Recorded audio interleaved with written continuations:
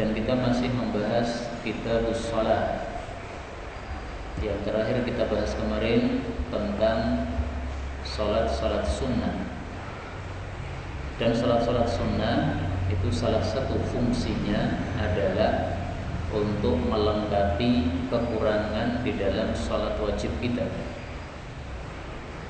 Karena itulah salat sunnah disunnahkan dilakukan sebelum salat wajib dan juga setelah salat wajib.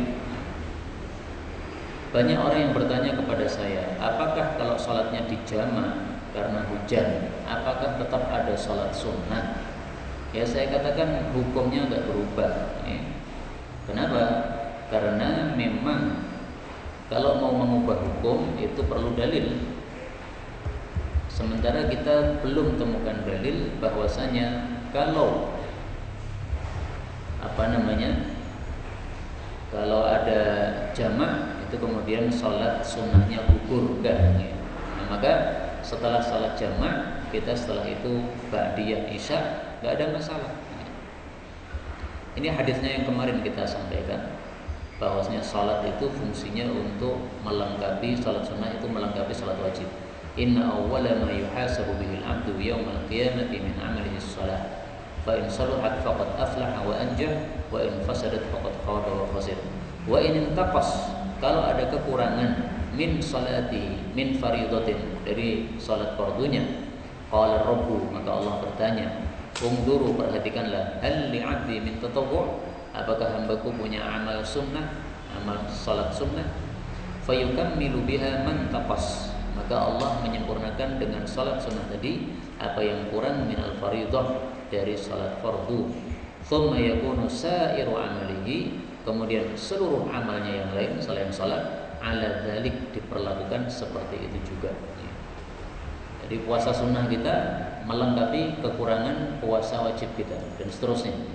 Intinya perkara-perkara yang wajib itu kalau kurang dilengkapi dengan perkara-perkara yang sunnah yang semisal. Ini hadis diriwayatkan oleh Imam Tirmidzi dan yang lain-lainnya.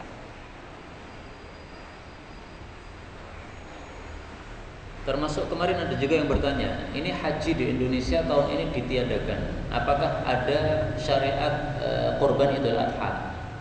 Ya, saya katakan enggak berubah hukumnya. Mau ada haji mau tidak ada haji, kurban Idul Adha tetap ada kurban Idul Adha. Demikian juga salat sunnah, mau hujan mau jamak mau tidak jamak, salat ba'diyah tetap ada ba'diyah. Baik, sekarang kita lanjutkan pengajian kitab Bulughul Maram, hadis 358. Qala al-muallif rahimahullahu taala wa nafa'ana bihi wa bi ulumihi fid dharain amin.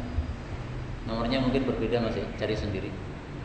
Wa an Aisyah radhiyallahu anha qalat, kana an-nabiyyu, adalah kebiasaan Nabi sallallahu alaihi wasallam, yukhaffifu, meringankan ar-rak'ataini, dua rakaat, allataini yang qabla salati subuh, sebelum salat subuh. Hatta, sehingga, inni aqul, sesungguhnya aku mengatakan, yaitu bertanya-tanya dalam hatinya, aqra'a, apakah Nabi membaca bi ummil kitab, surat ummul kitab yaitu Al-Fatihah, ataukah tidak. Itu saking cepatnya salat Nabi. Hadis muttafaqun alaih. Hadis ini menunjukkan bahwasanya salat sunnah sebelum subuh itu sunnahnya dilakukan secara ringan. Ringan itu artinya tidak lama. Kalau salat tahajud kan sunnahnya lama. Satu rakaat Nabi membaca surat Al-Baqarah sampai selesai, satu rakaat lagi membaca Ali Imran sampai selesai, dan seterusnya. Nah, kalau untuk salat sunnah sebelum subuh itu malah sunnahnya sebaliknya, yaitu ringan aja. Hikmahnya apa? Hikmahnya wallahu a'lam. Karena sudah lelah salat tahajud, maka kemudian salatnya ringan aja, supaya nanti kita masuk salat subuh itu masih semangat untuk salatnya, supaya tidak terlalu lelah. Karena kalau salat sunnah sebelum subuh juga terlalu panjang, itu nanti menyebabkan salat subuhnya jadi kelelahan.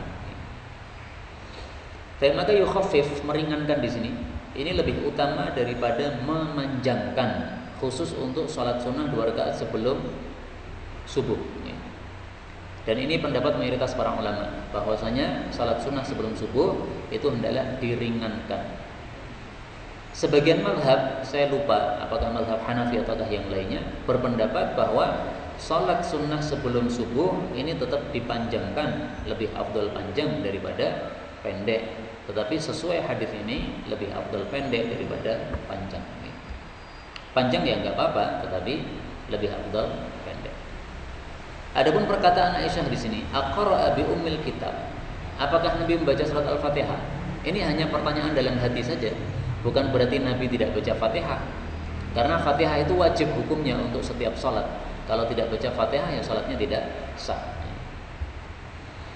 Nah, maka pertanyaannya, apa bacaan Nabi dalam salat sunnah sebelum subuh? Jawabannya hadis setelahnya 359.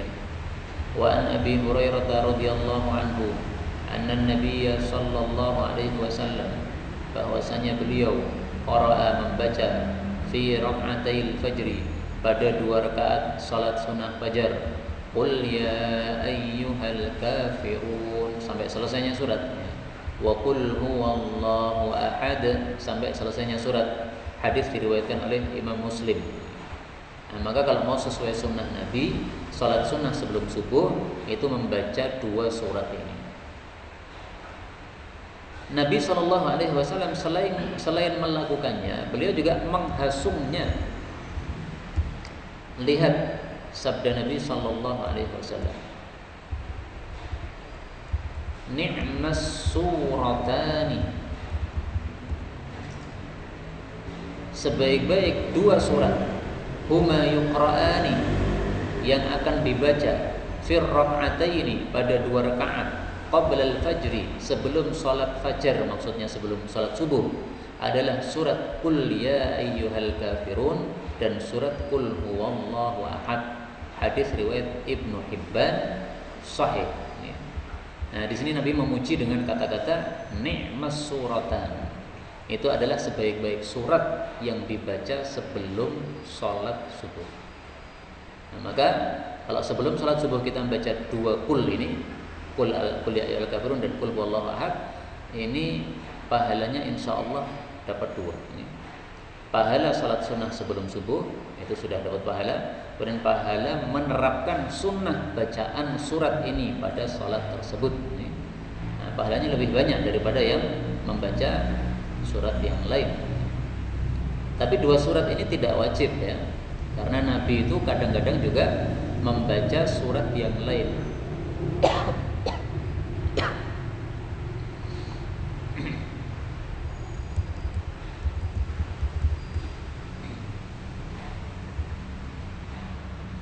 Diriwayatkan oleh Imam Muslim dari Ibnu Abbas bahwasanya Nabi SAW kana yaqra, biasanya membaca fi rak'atail fajr, pada 2 rakaat salat sunnah sebelum subuh, fil ula minhuma, pada rakaat pertama, qulu amanna billahi wa ma unzila ilaina, dan seterusnya. Ini surat Al-Baqarah ayat 136. Jadi 1 ayat saja yang dibaca. Wa fil akhirah, dan pada rakaat yang terakhir dari keduanya, amanna billahi washhad bi anna muslimun. Ini 1 ayat ya, jadi tidak hanya ini potongan aja. Nah, nanti dilihat surat Ali Imran ayat 52. Nah, maka ini menunjukkan bahwa bacaan Nabi tidak selalu 2 qul tadi, tetapi lebih sering 2 qul, tetapi boleh juga dengan bacaan yang lain termasuk 2 ayat ini. Dan ini menunjukkan juga bolehnya kita membaca dalam 1 rakaat 1 ayat, enggak apa-apa. Dalam Quran itu kan ada 1 ayat yang panjang ya. Nah, maka kalau 1 ayat yang panjang kita baca, itu malah sudah melebihi 1 surat yang pendek. 1 ayat yang paling panjang dalam Quran surat apa? Al-Baqarah ayat 282. Nah, ini 1 ayat paling panjang dalam Quran. Disebut ayatud dain, ayat tentang hutang piutang. Ya ayyuhalladzina amanu idza tadayantum bidainin, kalau kalian punya hutang, melakukan hutang piutang ya. Nah, di sini hukum-hukum hutang piutang dibahas dalam 1 ayat yang panjang ini. Ini 1 ayat 1 halaman. Ini 1 halaman penuh sudah selesai, habis untuk 1 ayat saja. Nah, maka boleh kita baca 1 ayat saja. Bahkan itu pahalanya lebih banyak daripada yang surat-surat pendek meskipun beberapa ayat. Karena kalau surat pendek hanya separuh halaman, ya pahalanya kalah dengan yang 1 ayat tapi 1 halaman penuh. Kemudian ada sunnah yang bisa kita lakukan juga pada sholat sunnah ini. Hadis 360. Wa an Aisyah radhiyallahu anha qalat kana an-nabiy adalah kebiasaan Nabi sallallahu alaihi wasallam idza shalla apabila sudah salat rak'atil fajr 2 rakaat salat sunnah sebelum subuh ittaja'a beliau berbaring ala shiqqihil aymani pada sisi beliau yang kanan. Hadis diriwayatkan oleh Imam Bukhari. Jadi sunnahnya selesai 2 rakaat sebelum subuh, kemudian salam, kemudian berbaring. Berbaringnya miring kanan. Nah, biasanya Nabi itu kalau miring kanan, ini telapak tangan kanan ditaruh di bawah di bawah pipi kanannya, miring. Nah, ini perlu diperhatikan bahwasanya sunnah ini khusus dilakukan di dalam rumah kita. Karena Nabi tidak pernah mempraktekkannya di masjid. Beliau setelah salat sunnah 2 rakaat fajar, kemudian berbaring, itu di rumah, nggak pernah di masjid. Bahkan kalau dilakukan di masjid, Ibnu Umar itu suka ambil kerikil, orang yang melakukannya dilempari. Ini sunnahnya bukan di masjid, ini di rumah. Karena kalau di masjid juga aneh nanti Pak. Kita masuk masjid podong geletak kabeh. Nah, lucu aneh. Nah, maka ini salat sunnahnya tidur ini diterapkannya pada waktu kita berada di rumah kita. Nah, maka kalau salat sunnahnya di masjid ya udah nggak usah pakai berbaring. Tapi kalau salat sunnahnya di masjid di rumah maka silakan berbaring setelahnya. Bahkan Nabi tidak hanya melakukan, tapi Nabi juga menyuruh. Hadis 361. Wa an Abi Hurairah radhiyallahu anhu qala Rasulullah sallallahu alaihi wasallam, "Idza apabila telah salat ahadukum salah satu kalian ar-rak'ataini 2 rakaat qabla salati subuh sebelum salat subuh, falyattaji' maka hendaklah dia berbaring ala jambihil aiman pada sisinya yang kanan." Hadis diriwayatkan oleh Ahmad, Abu Dawud, Tirmidzi dan dia mensahihkannya. Nah, maka ini karena perintah ya kita lakukan. Jadi Nabi pengen dari kita bahwa kalau kita sudah selesai sholat sunnah sebelum subuh itu berbaring dulu. Mungkin kita nggak perlu berbaring. Kalau Nabi perlu berbaring karena sholat tahajudnya lama, kemudian setelah itu sholat sunnah ringan, istirahat, perlu berbaring. Nah, kita sholat tahajudnya kan pendek Pak. Kadang-kadang jam 3:30 baru bangun atau jam 4 baru bangun. Nah, kemudian subuhnya jam 4 lebih 20 menit. Hanya 20 menit salat malamnya, ini tidak lelah kita. Tapi tetap saja ini disunahkan. Sehingga kalau kita lakukan dapat pahala. Nah, maka silahkan semua sunnah tadi dilakukan, pahalanya jadi 3. Pahala salat sunnah sebelum subuh, pahala membaca 2 surat yang dipilih Nabi tadi, dan pahala berbaring setelah salat sunnah sebelum subuh. Tapi dilakukan di rumah berbaringnya. Tapi sampai di sini sudah selesai tentang salat sunnah. Sekarang kita masuk bab salat malam. Salat malam ini juga termasuk salat sunnah, tetapi salat sunnah yang sangat khusus, lebih utama daripada salat-salat yang lain. Nanti akan kita baca dalilnya bahwa salat malam ini salat yang paling utama di antara salat-salat sunnah yang ada. Monggo.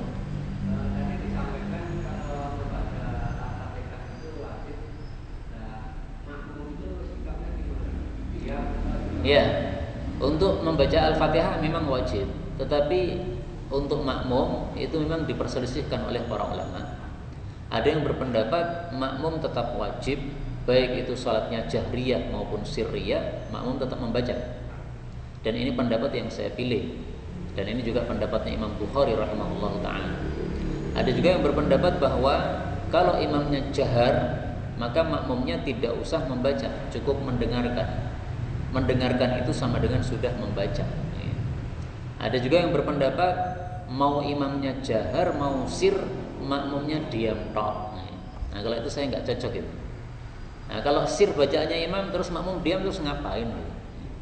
Maka itu pendapat yang ketiga ini yang paling nggak cocok. Kalau pendapat yang kedua masih mending-mending lah ya, mendengarkan ya wajar, mendengarkan sama dengan apa? Membaca. Tapi saya pribadi cenderung mengikuti pendapat bahwasanya Fatihah tetap dibaca oleh makmum. Caranya bagaimana? Kata Imam Makhul, 1 ayat imam baca, makmum baca. 1 ayat imam baca, makmum baca. Kalau imamnya bacanya cepat ya udah bareng nggak apa-apa. Kata Imam Makhul. Monggo Mas.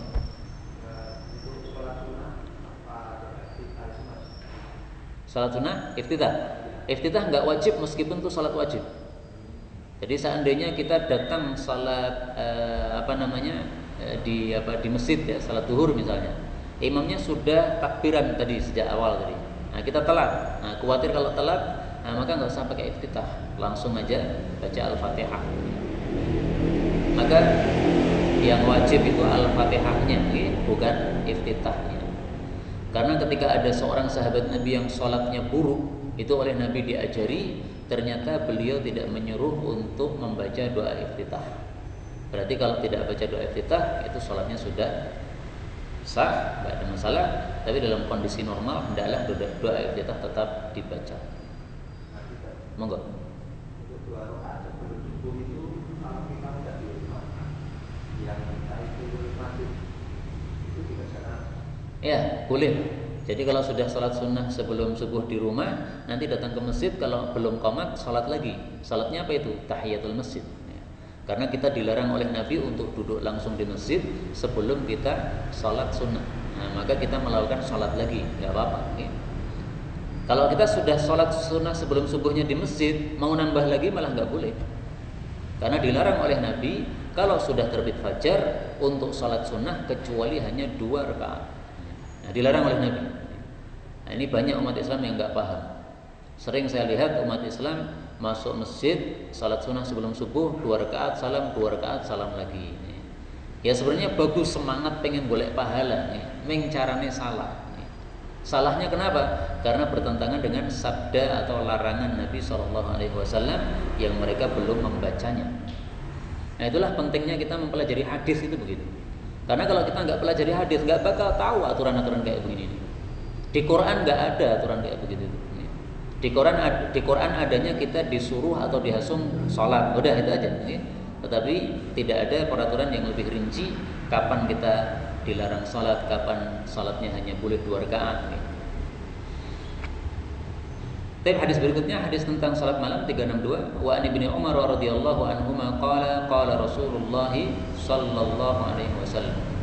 Sholatul laili, sholat malam itu masna, 2 rakaat salam, 2 rakaat salam. Fa'idha, maka apabila khasyiya, khawatir, ahadukum, salah satu dari kalian, as-subha, ini tertulis as-subhi, salah, maksudnya as-subha, khawatir masuk subuh, shalla rak'atan wahidatan, maka dia sholat 1 rakaat, yaitu witir. Tutiru lahu, dia mengganjilkan untuk dirinya ma qad shalla, apa yang sudah dia lakukan, yaitu sholat-sholat sebelumnya. Hadis muttafaqun alaih. Hadis ini untuk sholat malam menunjukkan 3 perkara. Pertama, bahwasanya sholat malam itu lebih bagusnya 2 rakaat salam, 2 rakaat salam. Ya.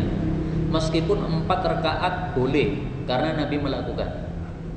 Jadi perbuatan Nabi pernah 4 rakaat baru salam, tetapi sabda Nabi mengatakan 2 salam, 2 salam. Seolah-olah ini bertentangan kan? Nah, ketika bertentangan itu para ulama mengatakan sabda Nabi lebih diutamakan daripada perbuatan Nabi. Meskipun dua-duanya sunnah ya, tetapi sabda Nabi lebih diutamakan dari perbuatan Nabi. Kenapa? Sabda Nabi itu jelas tidak mengandung kemungkinan, adapun kalau perbuatan itu masih banyak mengandung kemungkinan. Yang kedua, hadis ini menunjukkan fa idza khasyiya ahadukumus subha, bahwa sholat malam itu tidak ada batasnya berapa rakaat. Karena di sini Nabi mengatakan salat malam itu 2 salam, 2 salam. Nanti kalau khawatir subuh baru ditutup 1 rakaat, berarti kan nggak terbatas. Karena kalau kita bangunnya jam 12, 2 rakaat salam, 2 rakaat salam, 2 rakaat salam, sampai menjelang subuh dapat berapa itu? Bisa 100 rakaat nih. Nah, makanya Imam Malik berdasarkan hadis ini beliau mengatakan salat malam nggak ada batasnya. Maka siapa yang membatasi salat malam tidak boleh lebih dari 11 rakaat, tidak boleh dari 2-3 rakaat, ini pendapat yang janggal. Okay? Kemudian yang ketiga, hadis ini menunjukkan bahwa salat malam itu hendaklah tutiru lahu ma qad shalla, ditutup dengan salat witir. Salat witirnya itu dilakukannya sebelum azan subuh atau sebelum masuk waktu subuh. Hadis berikutnya 363. Walil khamsati, diriwayatkan oleh Imam 5, wa sahhahu Ibnu Hibban, disahihkan oleh Ibnu Hibban. Ini tertulis Ibni, mestinya Ibnu. Bahwasanya Rasul sallallahu alaihi wasallam bersabda, salatul laili, salat di malam hari, wan nahar, dan di siang hari adalah masna, 2 rakaat salam, 2 rakaat salam. Wa qala An-Nasa'i, berkata Imam Nasa'i, hadza khata'un, hadis ini salah. Yang dimaksud oleh Imam Nasa'i hadis ini salah adalah pada kata-kata ini, wan nahari. Jadi menurut Imam Nasa'i hadisnya itu yang benar tidak usah pakai wan nahar. Jadi yang benar gimana? Salatul laili mathna mathna. Salat di malam hari itu 2 rakaat salam, 2 rakaat salam. Enggak pakai kata-kata wan nahar. Nah, sekarang kalau begitu, bagaimana salat sunnah di siang hari? Salat sunnah di siang hari itu sama dengan salat sunnah di malam hari. 2 rakaat salam, 2 rakaat salam boleh, 4 rakaat salam juga boleh. Sebagaimana sudah kita tampilkan kemarin dalilnya, sehingga tidak usah kita tampilin lagi. Jadi yang disalahkan oleh Imam Nasa'i ini bukan isinya ya, tetapi yang disalahkan oleh Imam Nasa'i ini ada tambahan kalimat wan nahar dalam hadis Nabi ini. Menurut beliau enggak benar. Nabi enggak pernah mengatakan wan nahar. Tetapi isinya enggak ada masalah. Salat sunnah siang hari 2 rakaat salam enggak ada masalah. 4 rakaat juga enggak ada masalah. 364. Wa an Abi Hurairah radhiyallahu anhu qala Rasulullah sallallahu alaihi wasallam, afdalus salati, salat yang paling afdal, paling utama ba'dal fardhah, setelah salat fardu adalah salatul lail, salat malam. Hadis diriwayatkan oleh Imam Muslim. Nah, ini yang saya katakan tadi, dalil bahwasanya salat sunnah yang paling utama adalah salat malam atau salat tahajud. Kenapa salat tahajud adalah salat sunnah yang paling utama? Karena salat tahajud adalah salat sunnah yang paling berat. Orang-orang pada tidur, kita bangun, ini kan berat. Jam 2 malam orang masih tidur, kita bangun, memaksakan diri untuk bangun, mendekatkan diri kepada Allah. Ini sesuatu yang berat. Karena itulah para ulama mengatakan, amal yang paling afdol adalah amal yang paling berat dilakukan oleh seseorang. Karena itu amalan paling afdol untuk setiap orang itu macam-macam, beda-beda. Bagi orang yang pelit, maka amalan paling afdol untuk dia sedekah. Kenapa? Itu paling berat dia lakukan. Orang yang malas tahajud, bangunnya selalu pas azan subuh. Nah, maka amalan yang paling afdol untuk dia adalah apa? Salat tahajud. Demikian juga yang paling malas baca Quran. Nah, maka paling afdal untuk dia adalah baca Quran dan seterusnya. Itu kaidah umum, amalan paling afdal adalah amalan yang paling berat untuk kita lakukan. Jadi semakin berat itu semakin besar pahalanya. Semakin berat apa? Semakin besar pahalanya. Makanya wajar kalau salat subuh, salat isya berjamaah di masjid, pahalanya itu sebanding dengan salat tahajud semalam suntuk. Kenapa? Paling berat. Bagi orang-orang munafik paling berat. Karena orang munafik itu salatnya berjamaah di masjid itu hanya karena dilihat orang saja. Salat duhur banyak orang, nah mereka ikut-ikutan datang. Asar banyak orang. Tapi kalau isya subuh kan masih gelap gulita, zaman dulu nggak ada lampu sehingga tidak ada yang melihatnya. Maka afdalu, paling afdal ini maksudnya adalah paling besar pahalanya. Karena itu siapa yang ingin pahala besar, silahkan perbanyak salat tahajud malam hari. 365. Wa an Abi Ayyub al-Ansari radhiyallahu anhu anna Rasulullah sallallahu alaihi wasallam qala, al-witru, salat witir itu hakun, adalah kewajiban, ala kulli muslim, atas setiap orang muslim. Man ahabba, barang siapa yang suka ayyutira, untuk salat witir bi khamsin, 5 rakaat, falyaf'al, silahkan lakukan. Wa man ahabba, siapa yang suka ayyutira, untuk salat witir bi thalathin, 3 rakaat, falyaf'al, silahkan lakukan. Wa man ahabba, dan barang siapa yang suka ayyutira, untuk salat witir bi wahidatin, 1 rakaat, falyaf'al, silahkan lakukan. Hadis diriwayatkan oleh Imam 4 kecuali Tirmizi dan disahihkan oleh Ibnu Hibban. Wa rajjahan Nasa'i, Imam Nasa'i menguatkan waqfahu, bahwa hadis ini mauquf. Mauquf itu maksudnya perkataan sahabat Nabi. Kesimpulannya hadis ini yang benar adalah hadis mauquf, bukan sabda Nabi. Maka kalau dikatakan sebagai sabda Nabi, hadis ini dhaif. Maka di sini saya kasih tanda apa? Garis bawah, ini sebagai tanda hadisnya dhaif. Nah, karena hadisnya dhaif, nggak bisa dijadikan sebagai dalil. Al-witru haqqun ala kulli muslim. Salat witir adalah wajib bagi setiap orang muslim. Ini pendapat mazhab Hanafi. Mereka mengatakan salat tahajud atau istilah lainnya salat witir adalah wajib. Berarti yang tidak melakukan salat tahajud dosa. Bangun subuh belum salat tahajud dosa. Mazhab Hanafi. Tapi jumhur ulama berpendapat tidak wajib. Kenapa? Hadis ini dhaif, tidak bisa dijadikan dalil. Anggaplah hadis ini sahih, karena di sini disahihkan oleh siapa? Shahih Ibnu Hibban. Anggaplah hadis ini sahih. Tetap saja mayoritas para ulama berpendapat hadis ini tidak bisa dijadikan dalil bahwa salat witir wajib. Kenapa? Karena kata-kata hakun ini tidak selalu maksudnya itu wajib. Hakun ala kulli muslim ini maksudnya adalah hasungan keras, jangan sampai kamu tinggalkan. Tapi tidak wajib. Jadi istilah hakun atau istilah wajibun dalam hadis-hadis Nabi itu tidak selalu bermakna hukum wajib yang kalau ditinggalkan berdosa, tidak. Kadang-kadang bermakna wajib betul, kadang-kadang bermakna ditekankan kesunahannya. Nah, maka ini termasuk yang dipahami oleh mayoritas para ulama, ini maksudnya ditekankan kesunahannya. Tapi meskipun sholat tahajud tidak wajib, jangan meninggalkan sholat tahajud secara sengaja. Karena Imam Ahmad berpendapat siapa yang tidak tahajud itu berarti orang jelek. Man lam yutir fahuwa rajulu su. Kata Imam Ahmad, siapa yang tidak salat witir, yaitu tidak salat tahajud, itu orang jelek. Perkataan Imam Ahmad ini sesuai sabda Nabi, dzukira indan Nabi sallallahu alaihi wasallam rajulun, disebutkan tentang seorang laki-laki di hadapan Nabi. Faqila, dilaporkan, mazalana iman, dia terus-terusan tidur hatta asbah, sampai masuk waktu subuh baru bangun. Maqama ila shalah, dia tidak berbangkit untuk salat, yaitu salat tahajud. Faqala, maka Nabi bersabda, bala syaitan fi udhunih, setan sudah kencing pada telinga dia. Nah, ini ada orang dikencingi oleh setan telinganya. Ini berarti orang jelek. Ini pendapat Imam Ahmad rahimahullah. Nah, maka salat tahajud meskipun nggak wajib ya lakukan.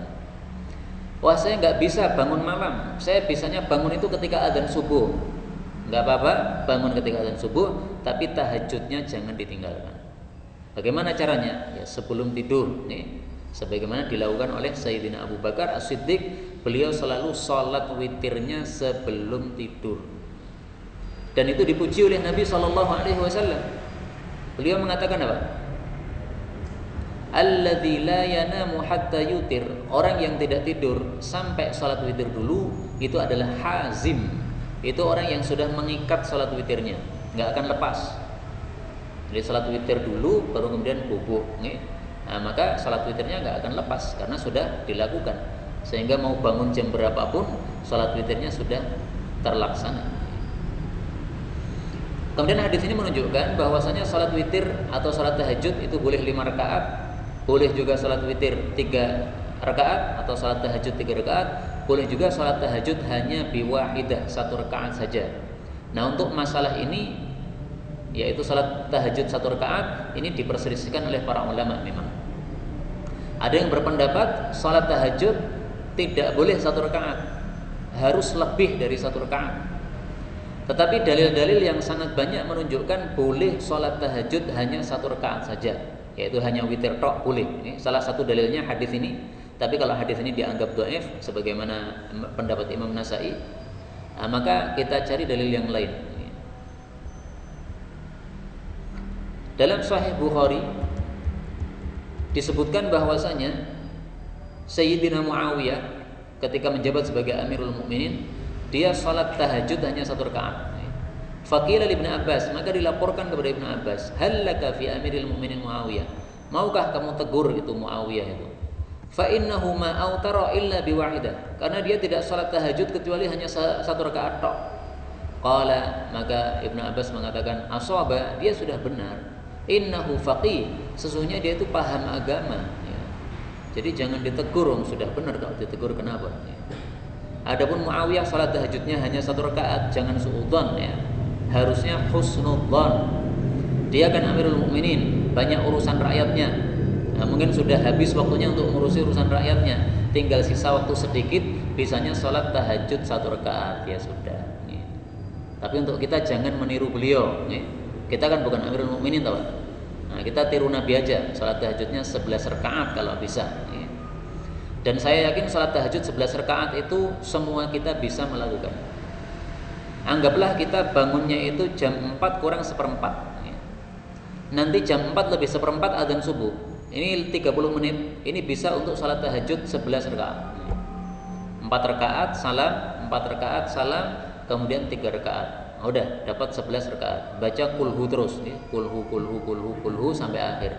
Bisa itu 11 rakaat. Nah, maka 11 rakaat itu bukan sesuatu yang berat. Bisa sebenarnya asalkan kita mau. Nah, kalau mau seperti Nabi ya 11 rakaat tapi panjang. Tapi kalau nggak bisa seperti Nabi ya minimal jumlah rakaatnya sama dengan Nabi 11 rakaat. Tapi karena itu kesimpulannya sholat witir hanya 1 rakaat boleh. Sayyidina Utsman pernah juga sholat witir 1 rakaat, sholat tahajud 1 rakaat. Bisa dilihat di dalam kitab Qiyamul Lail yang ditulis oleh Al-Imam Ibnu Nasr Al-Marwazi, Muhammad bin Nasr Al-Marwazi. Tulis bi raq'atin wahidatin. Kemudian tulis Utsman. Kalau enggak ketemu maka raq'atan wahidah. Nah, di sini. Diriwayatkan oleh Sa'ib bin Yazid anna Utsman bahwasanya Sayyidina Utsman bin Affan qara al-Qur'ana mengkhatamkan 1 Al-Qur'an fi raq'atin dalam 1 rakaat tok autara biha, yaitu dia berwitir dengan 1 rakaat tadi. Tapi khatam Qur'an ya, Pak. Nah, ini enggak akan bisa kalau kita ya. Kita bisanya 1 rakaat turkulhu. Kulhu diulang 3 kali. Kan kulhu kan sama dengan sepertiga Quran. Diulang 3 kali sudah khatam. Paling-paling biasanya gitu aja. Nah, kalau ini Sayyidina Utsman ini dari Al-Baqarah dibaca sampai An-Nas 1 rakaat baru ruku, kemudian salam sudah subuh. Dan itu juga dilakukan oleh Ali bin Abi Thalib autara bi raq'atin. Salat tahajud hanya 1 rakaat saja. Maka ini banyak riwayat bahwasanya para sahabat salat tahajud hanya 1 rakaat, tapi kalau para sahabat memang rata-rata salatnya panjang. Jadi 1 rakaat ini maksudnya panjang-panjang.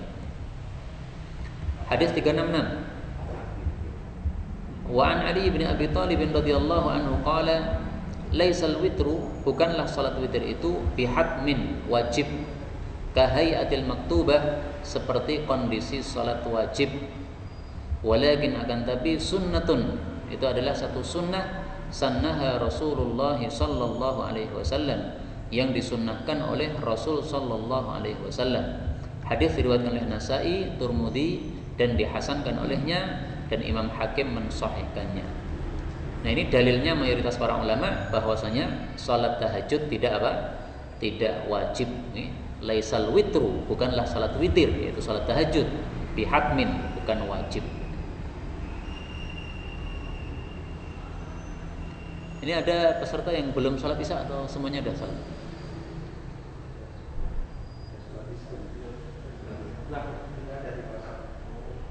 Oh, udah dijamak dari kita gitu. Jadi kalau mau salat isya, salat aja monggo. Hadis 367. Wa an Jabirin anna Rasulullah sallallahu alaihi wasallam qama, beliau bangkit yaitu salat tahajud fi syahri Ramadan, pada bulan Ramadan. Thumma intadharuhu, kemudian beliau menunggu. Thumma intadharuhu, kemudian mereka menunggu beliau. Minal qabilah, pada malam berikutnya. Falam yakhruj, maka beliau tidak keluar untuk salat tarawih. Wa qala, dan beliau mengatakan, inni khasyitu, sesungguhnya aku khawatir, ayyuktaba alaikum, bahwasanya diwajibkan atas kalian al-witr, salat witir. Hadis diriwayatkan oleh Ibnu Hibban. Hadis ini derajatnya dhaif, tetapi isinya sahih. Kenapa? Karena ada hadis yang semisal ini diriwayatkan oleh Imam Bukhari dalam kitab sahihnya. Adapun riwayat Ibnu Hibban ini memang sanadnya dhaif ya. Sehingga di sini oleh para ulama dikomentari Ibnu Hajar ini, kenapa kok dipilihkan hadis yang dhaif sementara ada hadis yang sahih yang diriwayatkan oleh Imam Bukhari. Nah, saya tampilkan di sini riwayat Imam Bukhari. Nabi mengatakan khasyitu ayyuktaba alaikum. Saya khawatir kalau salat tarawih diwajibkan atas kalian. Ini yang kalimatnya yang sahih begini. Walau kutiba alaikum, kalau salat tarawih diwajibkan kepada kalian, ma kuntum bihi. Kalian enggak bakal bisa melakukannya. Fasallu ayyuhan nasu fi buyutikum. Karena itu salatlah tarawih wahai para manusia di rumah kalian masing-masing. Fa inna afdhala salatil mar'i, karena salat yang paling afdal untuk seseorang itu adalah fi baitihi, di rumahnya sendiri-sendiri, illa salatal maktubah, kecuali salat wajib. Nah, salat tarawih kan termasuk salat sunnah. Nah, sehingga lebih afdal di dalam apa? Rumah masing-masing. Jadi kasus hadis ini, Nabi pernah dalam satu Ramadan itu beliau salat tahajud di masjid dalam satu bilik kecil yang dibuat dari tikar. Nah, para sahabat melihat karena tikarnya kan pendek, sehingga Nabi ketika berdiri itu badannya kelihatan, kakinya enggak kelihatan, tapi badannya kelihatan dari balik tikar tadi. Maka akhirnya mereka bermakmum di belakang Nabi SAW. Pada malam berikutnya para sahabat lebih ramai lagi, karena para sahabat pada jabrinan kepada yang lain. Nabi ternyata sholat tahajud di masjid. Akhirnya pada malam berikutnya lebih banyak lagi. Kemudian malam berikutnya lagi lebih banyak lagi. Nah, malam yang keempat orang-orang pada menunggu datang ke masjid untuk diimami salat tarawih oleh Nabi SAW. Nabi malah nggak keluar. Nabi sebenarnya ada di kamar, tapi beliau nggak muncul. Nah, bisa jadi beliau salatnya dengan duduk sehingga tidak kelihatan apa badannya tadi. Sampai ada sebagian sahabat itu ambil kerikil melempar pintu Nabi. Dikira Nabi itu ketiduran, maka dibangunkan. Nah, maka begitu datang waktu subuh, beliau selesai sholat subuh, beliau marah sama para sahabat, karena sampai ada yang melempar kerikil tadi.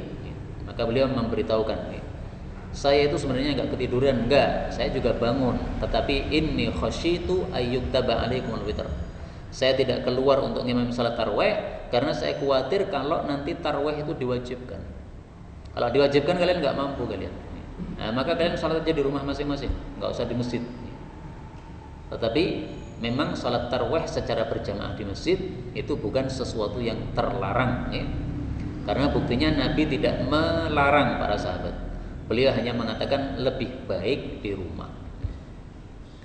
Nah, kemudian masalah ini memang para ulama berselisih pendapat, lebih baik tarawih Ramadan itu di rumah masing-masing atau lebih baiknya di masjid, sebagaimana seluruh umat Islam di seluruh dunia itu salat tarawih di masjid. Ini para ulama berbeda pendapat. Imam Ahmad ditanya masalah ini, beliau mengatakan saya lebih suka di masjid. Imam Syafi'i ditanya masalah ini, beliau mengatakan kalau orang itu hafid Quran, punya hafalan Quran, lebih baik dia sholatnya di rumah.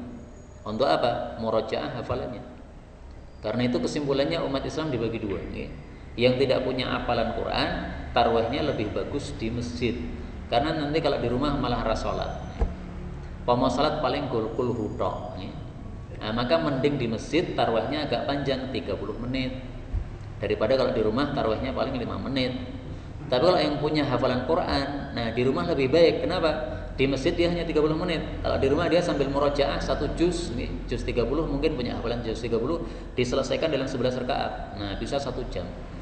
Itu yang juz 30. Yang hafalnya 2 juz, 29 sama 30. Kalau ini 2 juz dibaca semalam, ini bisa 2 jam. Nah, maka yang punya hafalan Quran lebih bagusnya sholat tahajud sholat tarawih di rumah masing-masing. Tapi kalau mau mengumpulkan dua kebaikan nggak apa-apa. Sholat tarawih ikut, nanti pulang ke rumah tahajud lagi sak kesele. Nah, itu lebih bagus lagi. Karena itu silahkan salat tarawih di masjid boleh, salat tarawih di rumah boleh. Yang tidak boleh adalah tidak salat tarawih belas, itu yang nggak boleh. Itu jelek itu.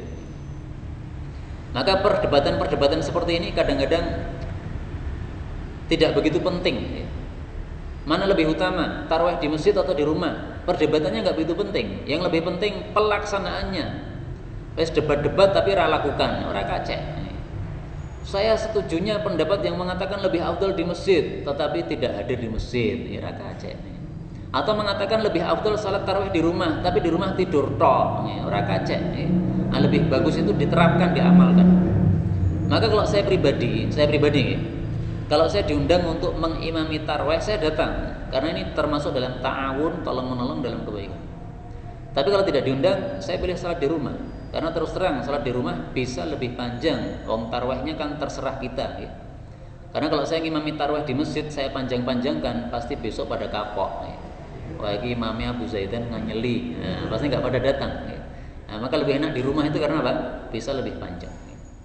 Saya tambah satu hadis lagi ya. Ini dalil bahwasanya salat tarawih atau salat tahajud tidak wajib. 368. Wa an Kharijah bin Hudzafah radhiyallahu anhu qala Rasulullah sallallahu alaihi wasallam innallaha sesungguhnya Allah amaddakum menambahi kalian. Amadda yumitu azada, zada yazidu, menambahi.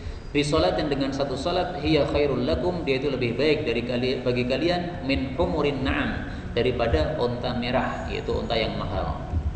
Qulna wa ma hiya ya Rasulullah, kami bertanya apa itu salat itu wahai Rasulullah. Qala, beliau mengatakan al-witr, salat witir atau salat tahajud. Waktunya kapan? Ma baina salatil isya, antara salat isya ila tulu'il fajr, sampai terbit fajar. Hadis diriwayatkan oleh Imam 5 kecuali Nasa'i dan disahihkan oleh Imam Hakim. Nah, kata-kata amadda menambahi ini dijadikan dalil oleh mayoritas para ulama, berarti salat witir atau salat tahajud tidak wajib karena hanya bersifat tambahan. Tambahan itu berarti nggak wajib. Tambahan itu sesuatu yang apabila ada bagus, tidak ada juga nggak apa-apa. Misalnya peci ini tambahan ini. Seandainya saya mengajar tanpa peci, boleh mbak? Boleh nggak pak? Nggak apa-apa, ya? Nggak apa-apa, tak? Nggak apa-apa. Tidak sampai orang-orang mengatakan wah ini ustadznya nganggo peci berarti ahli bid'ah, nggak akan begitu. Mau pakai peci mau tidak, kalau yang disampaikan sunnah Nabi atau Al-Quran ya itu bagus.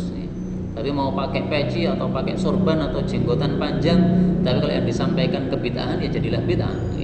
Nah, maka peci ini hanya tambahan, tidak wajib tetapi tambahan. Tapi kalau celana, baju ini wajib. Ngajar potar kadur nggih rada dadi niku. Tapi kemudian hadis 369 ini hanya tambahan saja, diriwayatkan oleh Imam Ahmad dari Amr bin Syu'aib, dari bapaknya, dari kakeknya, nahwahu semisal hadis ini. Sampai di sini kita cukupkan. Insyaallah hadis-hadis yang lain kita baca pada waktu yang lain.